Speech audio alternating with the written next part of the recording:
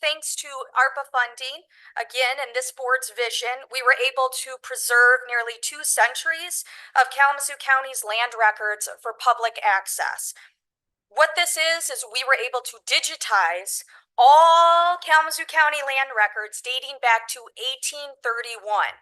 That's over 1.5 million documents. Most of those documents are, everything is available to the public, but right now what our staff's working on is indexing those documents to make it searchable to the public.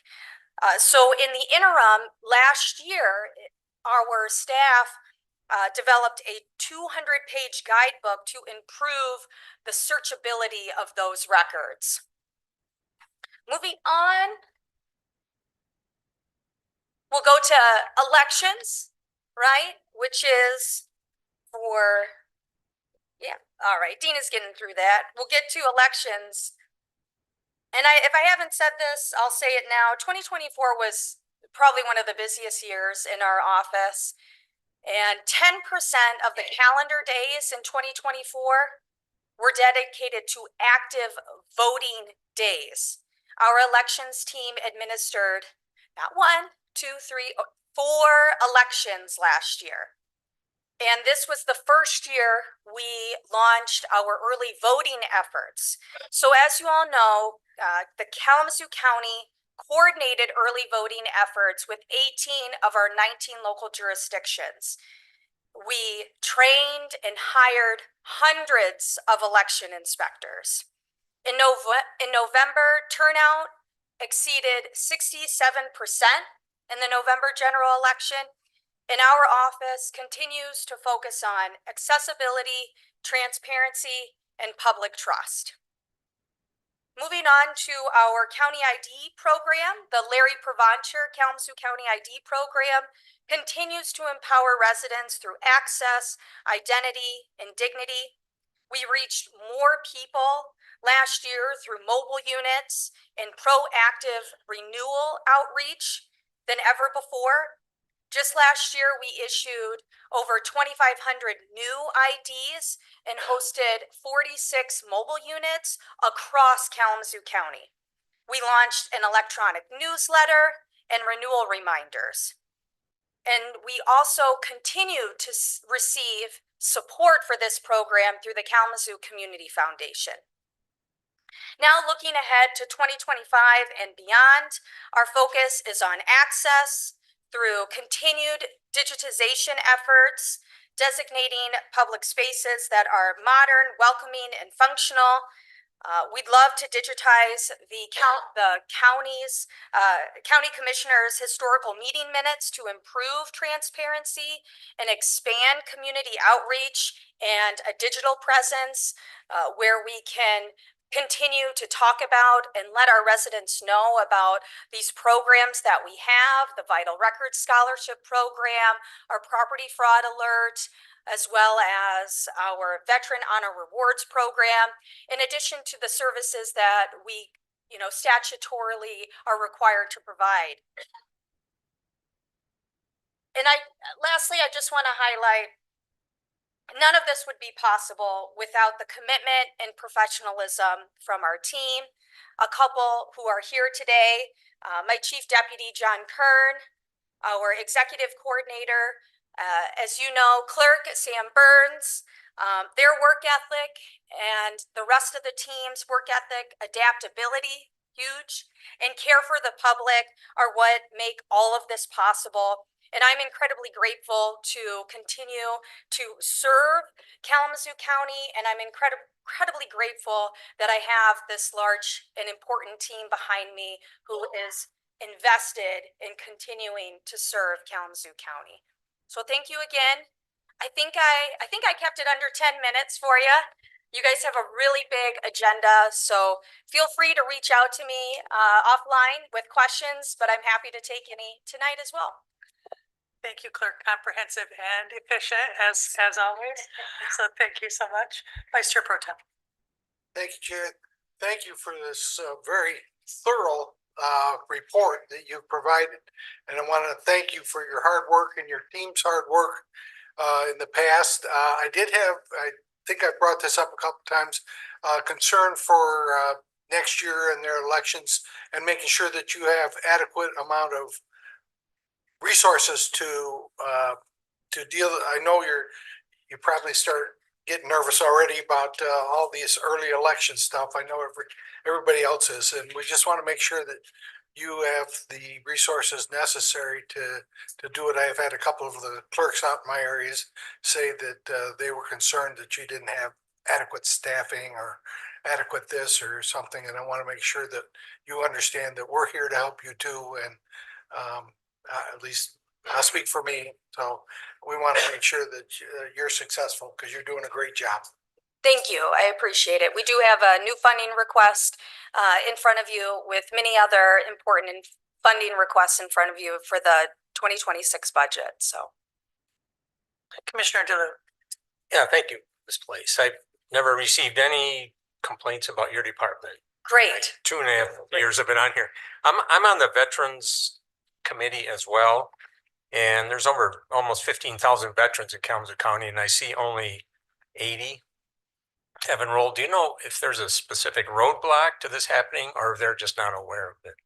I think we primarily see that as an opportunity to communicate this service. It's a brand new service that we started offering last year. We have and continue to work with Lauren King over at the Veteran Service Office. And one thing that we'd like to do is really work together in communicating this service to veterans. So a lot of times veterans go there and start really working with the Veteran Service Office to receive, services, access to their records. And so we and have requested that, any veteran that stops over at the VSO, encourage them to sign up for the Veteran Honor Rewards program.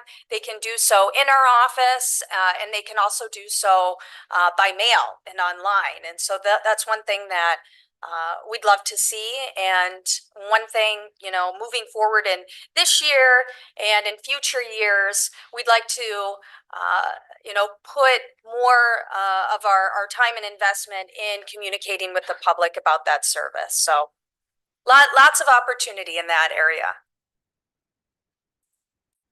Commissioner Gisler. Right.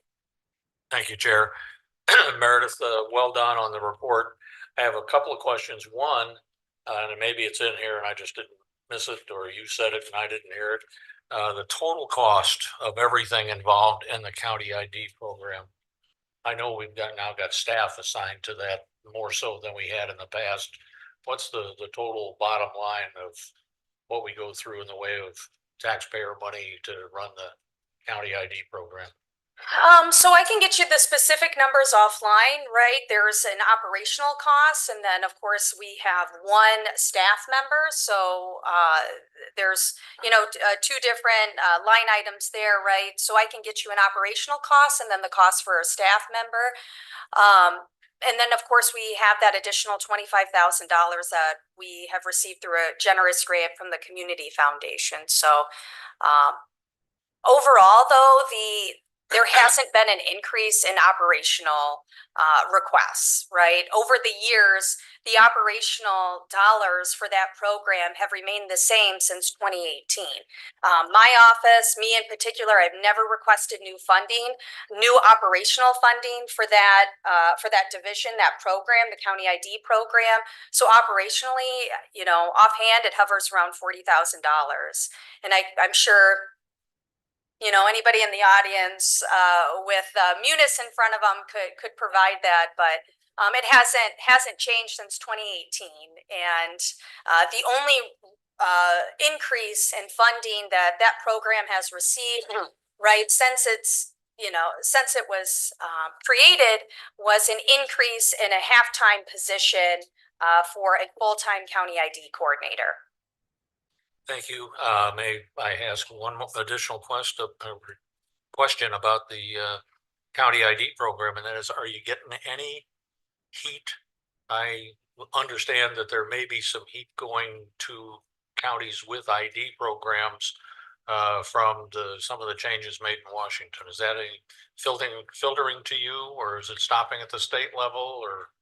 You know, honestly, the heat we're receiving is the amount of new IDs that we continue to offer to residents. To date, the county ID program has issued over 7,500 new IDs. Just this year, nearly 700 new IDs have been provided through this program. So, right, to answer your question, folks are utilizing it. They're continuing to utilize it. And while we are in really uncharted waters with our leadership in Washington, that has, in fact, right, we've had some tough conversations in the county ID program, and there have been some changes that we've had to make, but nothing to the service delivery piece, right? So we continue to offer this service, and folks in the community continue to use it and need it. One more. I'm really abusing you, Chair. I'm sorry. What's the outlook? I know it's probably in a state of flux for the election process in 2026. I guess I'm glad that we get a sort of a year off from having to follow the dictates for the state of Michigan and the election process. And will there be rebates or repayment still coming next year as it was in 2024 out of Lansing? So that's a great question.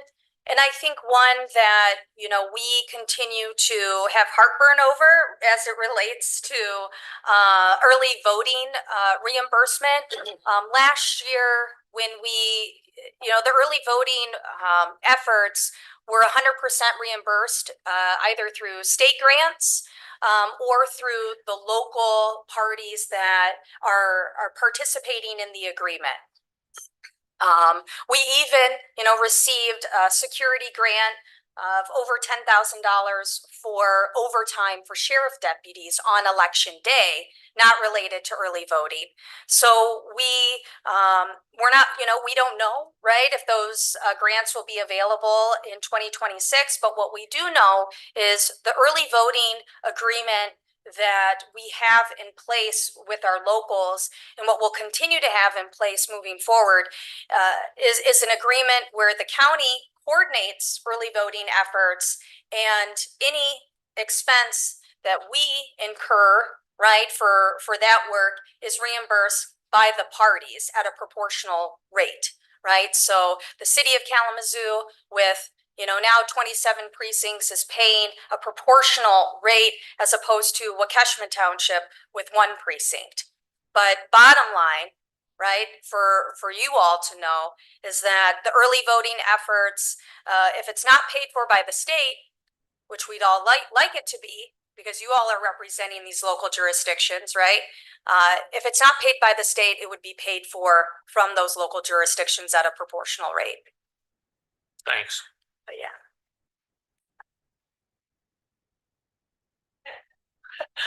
So Clerk, I'll just, want to elevate again the value of the county ID program. I have the pleasure of working on the advisory board, and I've been helping along that program for many years. And just to elevate again the expanse of the program under your leadership, the value it continues to have for community members. I had 2 family members this year that needed to obtain county ID, one to begin employment on short notice with a lost ID, the other when their car was stolen and identity credentials were lost, and the county ID program supported both of them at the time. So you've modernized that office, made it efficient and effective, and you're a strong advocate for the community and for your department. So thank you for that. Anything else? All right. Thank you so much, Clerk. Thank you all.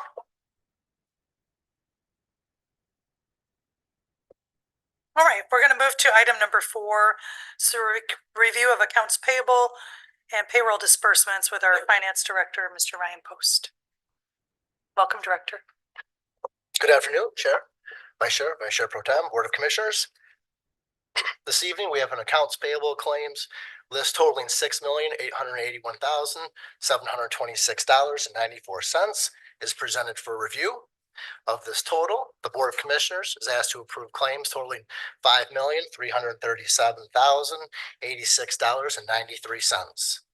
Payroll disbursements totaling $8,598,894.29 are presented for the July 18th general, July 31st elected, and August 1st general payrolls. That being said, we welcome any questions from the board.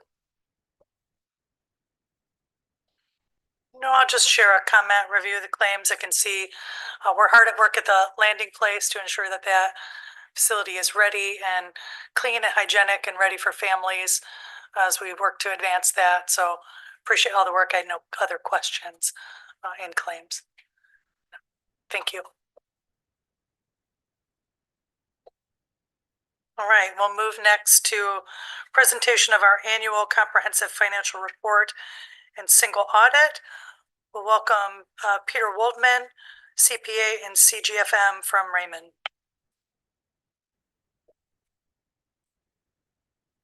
Welcome to you. The button with a person on it should. There you got it. Thank you. Excellent. Welcome to you. First, want to start out by saying a special thanks to Ryan and Phil in the finance department for providing all the documents we request and getting us through the audit, and then the rest of the departments we worked with. Go to the audit opinion. This is an unmodified opinion. This is the highest opinion we can render as auditors. What that means is your financial statements are materially correct and they are useful and reliable for making decisions. Next slide. We'll go over the audit findings and recommendations. So there were no findings or recommendations over the federal awards compliance. So what happens is, as you spend over $750,000, the federal government requires us to do a compliance audit on a major program or major programs. So there were no findings on those funds. There was one financial statement finding related to material audit adjustments, and that can be found on page 244. Part of it was due to adjusting beginning fund balance of the lake level districts for capital outlay expenditures that occurred in the previous year, an adjustment to retainage payable and capital outlay related to the justice facility, and then another to adjust special assessments and deferred outflows or deferred inflows in the drainage district. There were two corrected findings from the previous report. Cash and investments was properly reconciled along with the reconciliation of subsidiary ledgers. We'll go to the next slide. The report is quite large. I believe it's over 260 pages. These next two slides would be where I would focus my attention if you were reading it. There is a letter to the commissioners that goes over the profile of the government financial conditions and then awards and acknowledgements. Within that, there were 5 elements that I'll highlight. There was an employee benefit enhancements paragraph, a new strategic plan that the county implemented, a new veterans millage, and then the justice facility, which was completed this fiscal year, and then the acquisition of a transitional housing facility, the highlights within there. We'll go to the next slide, management's discussion and analysis again. This is on page 23 to 34. If I was going to read the report, I would be reading the transmittal letter and management's discussion. Goes over the summary financial statements on page 23.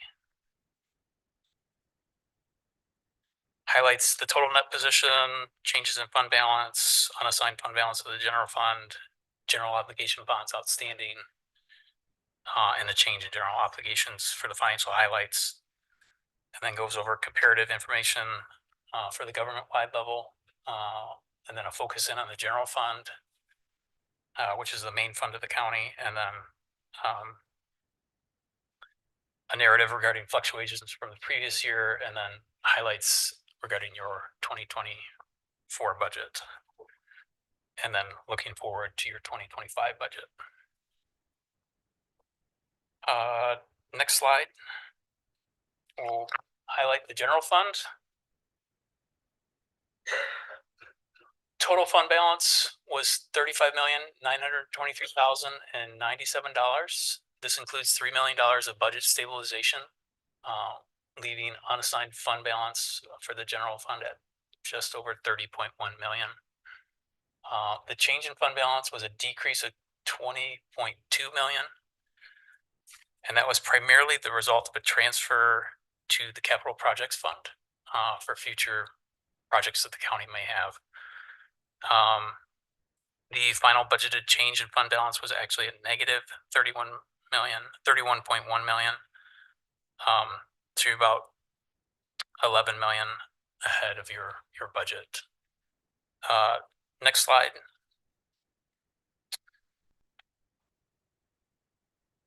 Most of the numbers people typically want to hear are, how does fund balance compare against our annual expenditures? Total fund balance represents 32.4%, and then unassigned fund balance, which is available for expenditure, represents 27.2% or 3.3 months. And then if there's any questions over this large report, I'm happy to answer those now. We'll go to Vice Chair. You might want to stay a while. I've read this a couple different times. I've got Sure. quite a few notes and a few questions on this. Absolutely. There you go. A couple of different things. First, your statement of fund balance compared to expenditures. That's just the unassigned, unrestricted fund balance, correct? That's not any sort of earmarked fund balances or any 401 or 470 funds, correct? That would be unassigned, yes, unrestricted. Okay. Just wanted to make sure that. And then you guys aren't responsible for the first like 20 or so pages or 15 pages, the introduction portion of it? No. Okay. Just a couple of cleanup things. Commissioner districts terms are 4 years instead of 2 years. Got a couple new judges on there too. Kristen Morris, Becca Jones. I think it was from the previous years. Okay. Just kind of put, so that's not onto you, but I do have questions over the structural revenues and expenditures portion of it. First off, I guess I should start by saying this: the reconciliation of cash and investments and the reconciliation of subsidiary ledgers in the previous audit. That's great news, and I'd like to commend our finance team, our treasurer's office for that. That was probably, of the 3 findings that were material weaknesses that were the previous audit, that was the cash and investments, and the reconciliation was the one that gave me the biggest heartburn, so to speak, as you know, potential. But the last ones, the material audit adjustments for lake level funds, to be brutally honest, I think we should clean that up next year and be more on top of it, but it doesn't give me the heartburn that the previous year's findings did. That being said, that's just kind of the 100,000 foot level. I do have some questions on the 2024 budget, if you may, because I was trying to figure this out, and I've got it on, I think it's page 48 of the report here. We've got the general fund, the law enforcement fund, general grants fund, the enterprise funds, and they all basically show a structural surplus, if you will. The revenues were 4.8 million over budget. Expenditures were 3.8 million under budget, and that's just a general fund one. The law enforcement fund has a structural surplus, I believe, of about 950,000. General grants fund has a structural surplus. The opioid funds and the economic development grants fund, those are more restrictive in nature, so I'm not as concerned, especially with the opioid funding as the settlements come in. But I guess my question has to do with the revenues and expenditures. Is it a safe assumption to say that we made roughly, let me come up with this number here, $10.6 million revenue, or 10.6, we came up with $10.6 million more than what we spent, not counting earmarks or not counting restricted reserves that we put into 470 or the employee benefits fund. Is that a safe assumption? I guess which page are you on?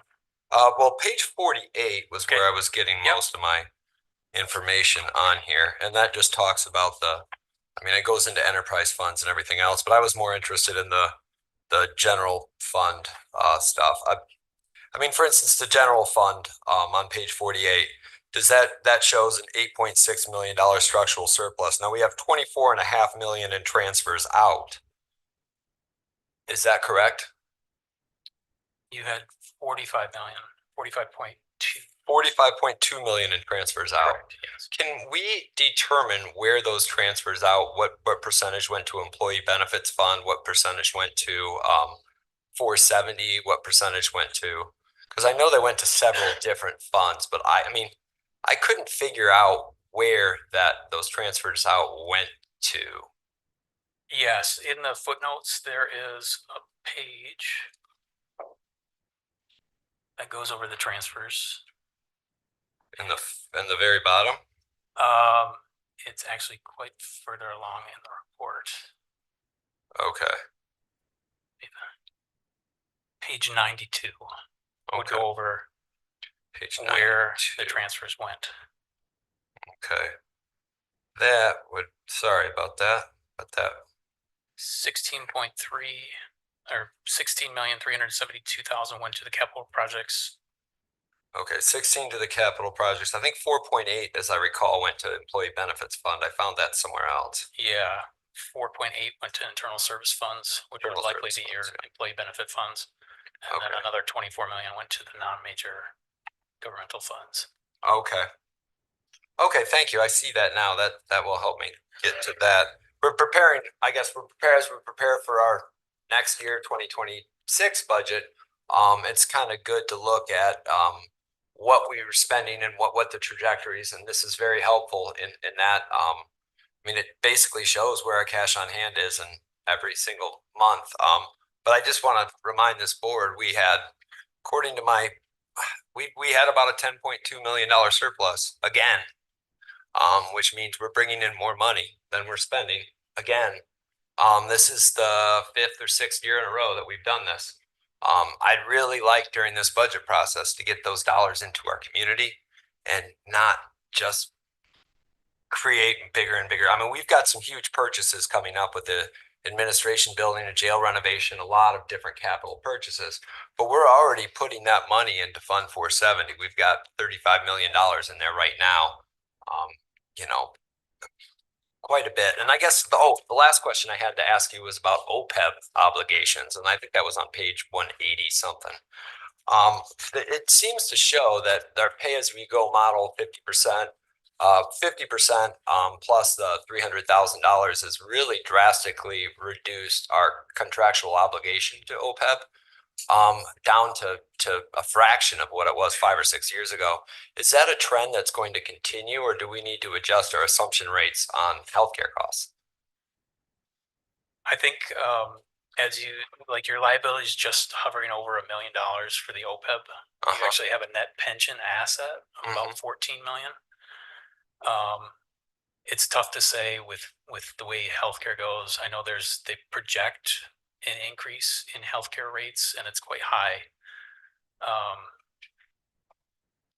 You want to hover around 100% funded, which you're nearly there. A good investment here can swing that positive or negative one way or the other, depending on how the markets fall. I can look into the specifics of whether or not that projection makes sense as you continue to fund the OPEB plan. I guess this is probably for Director Post more than anybody, but as we are planning in the 2026 budget process, we can also look at tightening our belts or what our contribution is and what our compared to what our contractual obligation is and how much we're putting over to overfund it and try to get that down to over 100% funded. But if without any assumption changes, I'm thinking we're going to have a drastic savings in what we have to appropriate every year into that obligation based on our conservative practices in the past of 50% plus the $300,000. I mean, that's kind of just my 2 cents as we're preparing for 2026. Yeah, on page 130, you can actually see your net OPEB liability, at least the county's portion. Okay. In 2021, it was 23.8 million, and then in 2024, it was 1,174,000. Yeah. So a significant decrease in the liability as it approaches almost fully funded. And I remember it used to be in the $80 million range back in the 2016, 2007, 15 range. So we've pretty much cut that down to a portion where we're at 100% OPEB live. I mean, that's going to be a substantial savings each and every single year as we appropriate dollars. I mean, we were doing $1.6 million a year for that. But okay, I guess that's all my questions for you. Mine are more comments appropriated during the budget discussion time. Sure. Thank you, Vice Chair, for your diligence. There are additional questions from Commission? No. Very pleased to see the clean findings. Want to elevate a point you made at the outset with the compliance with all of our federal grants. I think it's important to know that county government works hard. We deploy resources as they're allocated, and we're in compliance with standards and with the law. So thank you. Thank you.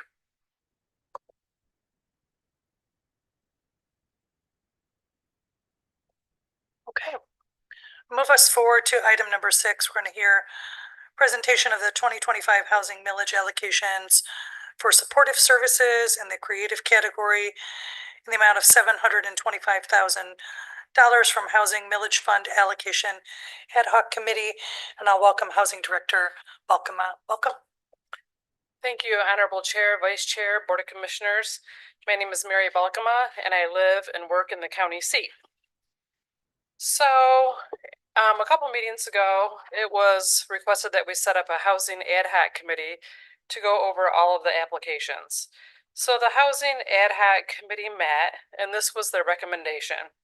In the creative category, residential opportunities in the amount of $450,000, and supportive services, ministry with community in the amount of $75,000, reach sober living in the amount of $100,000, healthy house sober living in the amount of $50,000, and South County housing and eviction diversion in the amount of $50,000. I'd also like to add that all these folks are in the House that represent these organizations, or they're online, so I'd like to welcome them. As a little bit of background, do you want me to go with what it's going to fund? Do you think that's helpful? Yeah, I think it's good for both the board and the community, so please. Sure. The $75,000 to ministry with community will fund a social service navigator and rent and deposit assistance. At Ministry with Community, funds are being requested to expand their housing program, a critical initiative that directly supports individuals in crisis by providing safe and stable housing.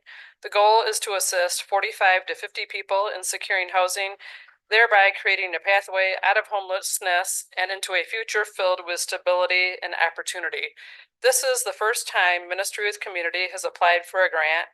Andrea Trammell is in the House and has been a good partner as we navigate homelessness. The second application that the committee reviewed is $100,000 to reach sober living. The purpose of this funding is to close a critical service gap for men exiting sober living who are often left without adequate financial or support resources to maintain independent housing.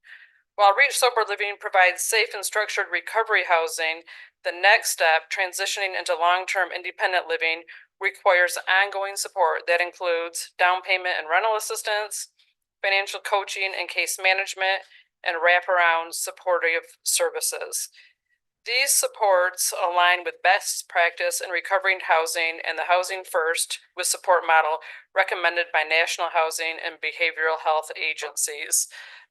Gadsden Pompey is in the house. He's done a yeoman's job. I've toured his homes.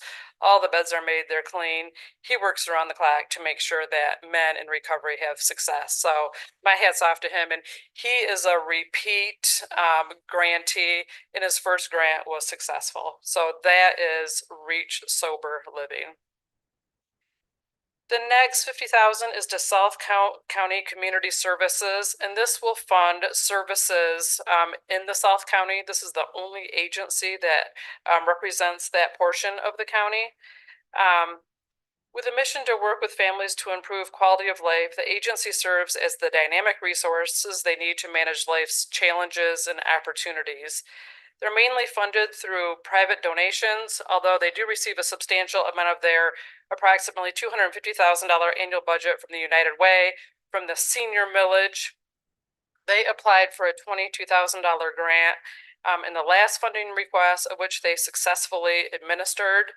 And then they also helped us with a tornado damage in Pavilion Estates. And so Drew is online. He is doing, we have visited the South County Community Services. He's doing a great job in representing that area. It's comprised primarily of Pavilion, Climax, Waukesha, Brady, Schoolcraft, and Prairie Ronde. The next application was $50,000 to Healthy House. Pam Coffey is in the audience. She, while Gadsden Pompey represents men in recovery, she represents women who have been struggling with substance use disorder. In 2015, she opened their first sober living home with the ability to house 8 women. Their overarching goal is to ensure that women in recovery can build stable lives, successfully reconnect with their families and communities, and achieve their personal goals by engaging in a successful recovery process. In 2021, they purchased a home in hopes to expand their services to additional 9 women, including our Be Well program. Their new house is located on Douglas. They will come back for a request under multifamily for some fire suppression works that has, but she has been providing these services for over 8 years, and she is doing a really good job with the women they serve. So for the supportive services, there was about 973,000 in requests, and the ad hoc committee chose these 4, and the housing department concurs with their recommendation. In the creative category, there was 1 applicant. It's Residential Opportunities Incorporated, and Dr. Coleman and Tom Ealing are in the audience. They own 2 different developments. One is on Duke Lane in the city of Kalamazoo. One is on Barrington Street in the city of Portage. They are requesting money for the rehab of 48 units for low moderate income and persons with intellectual and developmental disabilities. This is a tax credit project where they're at the end of their tax credit, so they could go have it market rate, but we obviously do not want these folks displaced, and they obviously can't afford market rate, some of them. The project consists of 2 separate developments. I said that one in the city of Kalamazoo and one in the city of Portage.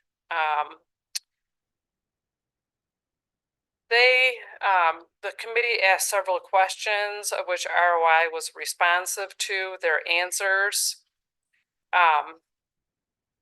So I guess I'll leave that at that. So the recommended action is that you, at the next meeting, approve these allocations.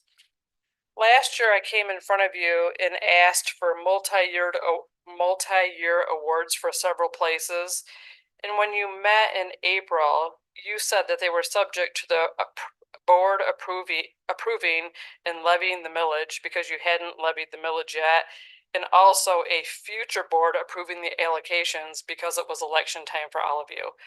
So I have a handout that will be at the next Board of Commissioners that will include all of the 2025 awards, and I will give it to hand it out to you.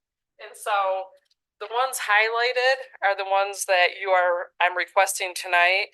All the other ones you approved last year, but you had not levied the millage, and this board could not bind a future board. You happen to be all the same people, so that is great, but I wanted to bring that forward and show you that our, on the next Board of Commissioners, that will be my recommendation, and it's for everything but multifamily.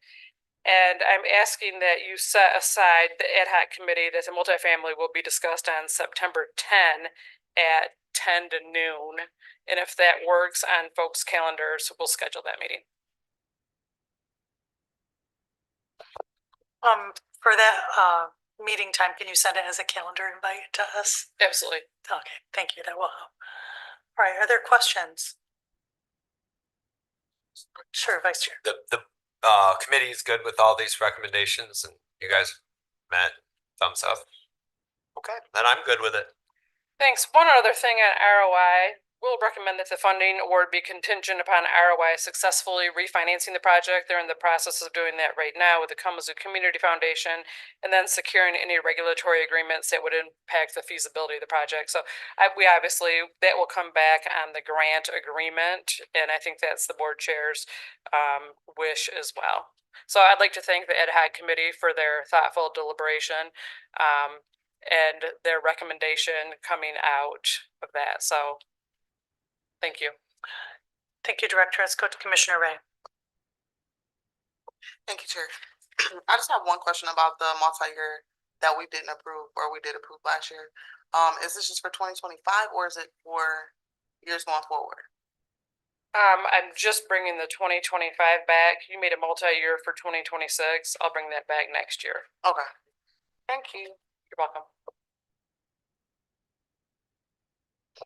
All right, I also just want to thank members of the ad hoc committee, Vice Chair Pro Tem, and Commissioner Ray, Commissioner Wheeler as well. We had a lot of, applications that come forward, all of them valid propositions. There's a lot of need in the community.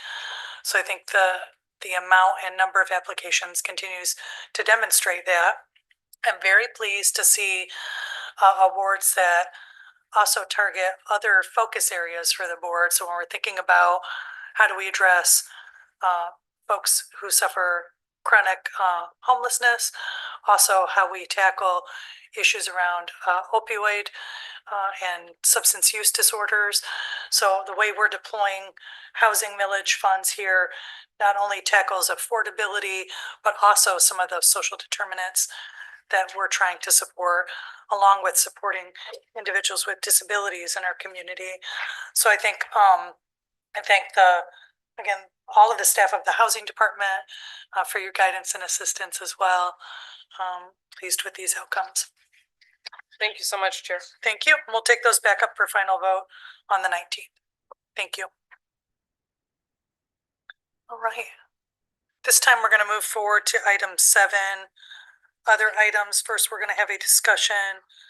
Reallocation of ARPA and housing millage funds originally awarded to Young Kings and Queens. And sure, I'll entertain a motion, Vice Chair. Sure. I move that we adopt the resolution reallocating ARPA funding for necessary infrastructure improvements at the Department of Health and Community Services. Actually, I'll do the first one. I'm sorry, I skipped one. I move that the board rescind housing millage grant award previously awarded to the Young Kings and Queens program, and that this funding be placed back into the housing millage fund for future funding opportunities. There's a vote, motion made by Vice Chair, supported by Vice Chair Pro Tem. Is there discussion? Seeing none, I'm sorry, Commissioner Ray. Thank you, Chair. Just one comment. As we look to reallocate the funding that we're taking back, the $173,000 being returned to the housing millage fund, I'm okay with that. The $400,000 though, it came from the disproportionately impacted communities pot, and I feel like that funding should go back there. We allocated funding to a number of things, and internal projects was one of those things, and that money was spent the way it should have been spent. So I just feel like this $400,000 should go back to disproportionately impacted communities and not to internal services. Thank you for that, Commissioner Ray. I think we're just trying to clarify a little bit of business, just a moment.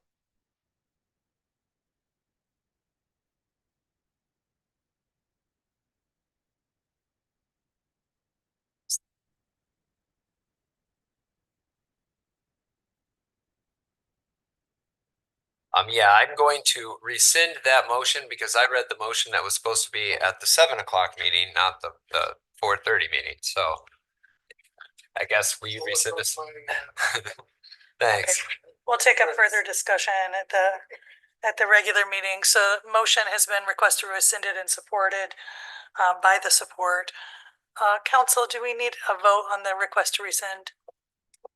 No, Madam Chair, as that is the maker that's rescinding. Thank you so much. Okay, so we will consider that rescinded. Vice I Chair. have a new motion. I move that the board add to the regular August 6, 2025 agenda under new business an item to rescind the remaining balance of the weather-related disaster relief award provided to Texas Charter Township in the amount of $27,267.68 to be reappropriated at a future meeting of this body. Yes, motion made by Vice Chair, supported by Vice Chair Pro Tem to reallocation of disaster relief award to the regular meeting. All those in favor? I'm sorry, discussion. Yes, Commissioner Ray. So should we be making that motion at the regular meeting before we approve the agenda? Council.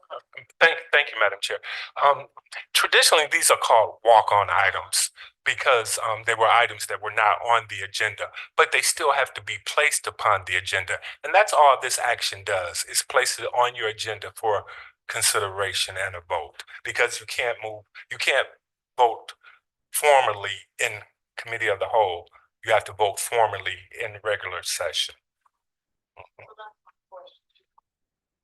Shouldn't we just be adding this to the agenda at our 6:30 meeting as opposed to voting to add it to the agenda at our 6:30 meeting now? That's just my question. Madam Chair, that is the prerogative of the chair and of this body. We were just hoping to have a cleaner process. So by doing this now and adding these items right now, they're already there when you start your meeting. Thank you. Yes, we do have a number requiring this to keep it cleaner. Additional comment? Vice Yeah, Chair? I was going to answer your question. It doesn't really matter if we do it now or if we do it during agenda approval of the agenda portion of it. This just gives people an extra couple hours to look at it. But I was under the assumption that if we called the meeting and noticed the meeting, that we could always take formal votes. It's just traditionally we don't, correct? Is that for the committee of the whole? That may be something special to Kalamazoo County that I'm unfamiliar with. My apologies for that. But this does but you can add items based upon a full vote of the body. That's fine. All right, clerk, I'm gonna have you just call a roll, please. Commissioner DeLu, Yes. Commissioner Gisler, Yes. Vice Chair Pro Tem Hepler, Yes. Commissioner Mazer, Yes. Commissioner Morales, Commissioner Ray, Yes. Chair Strips, Yes. Vice Chair Taylor, Yes. Commissioner Wheeler. 8 yes.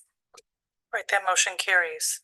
Vice Chair. I move that the board add to the regular August 6, 2025 agenda under new business an item to rescind housing millage grant award previously awarded to the Young Queens and Queens program be placed back into the housing millage fund for future funding opportunities. Support. Motion made by Vice Chair, supported by Vice Chair Pro Tem. Any further discussion? Seeing none, I'm sorry. I'm trying to rush you. Commissioner Ray? I just have a question. Are we gonna remember these things or is it already printed on the agenda? Or just gonna have to remember? Thank you, Madam Chair. If you'll notice in your packet up under the next page titled Motions for Regular Session, we include these motions already worded for the body's consideration. Yeah, I'll be sure to do that. We'll take them up under new business, Commissioner Ray. Commissioner Morales? Okay, thank you so much. Any further discussion? Clerk will call a roll. Commissioner Gisler, Yes. Vice Chair Pro Tem Hepler, Yes. Commissioner Mazer, Yes. Commissioner Morales, Yes. Commissioner Ray, Chair Strips, Yes. Vice Chair Taylor, Yes. Commissioner Wheeler, Commissioner DeLu, Yes. 8 yes. That motion carries. Vice Chair. And I can't wait till Abby gets back because she's so much better at this than I am. I move that the board add to the regular August 6, 2025 agenda under new business an item to adopt the resolution reallocating ARPA funding for necessary infrastructure improvements at the Department of Health and Community Services office located at 311 East Alcott, Kalamazoo, Michigan.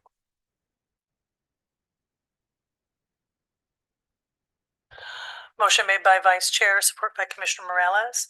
Discussion. Seeing none, clerk, take a roll. Vice Chair Pro Tem Hepler, Yes. Commissioner Mazer, Commissioner Morales, Commissioner Ray, Chair Strips, Yes. Vice Chair Taylor, Yes. Commissioner Wheeler, Commissioner DeLu, Yes. Commissioner Gisler, Yes. 8 yes.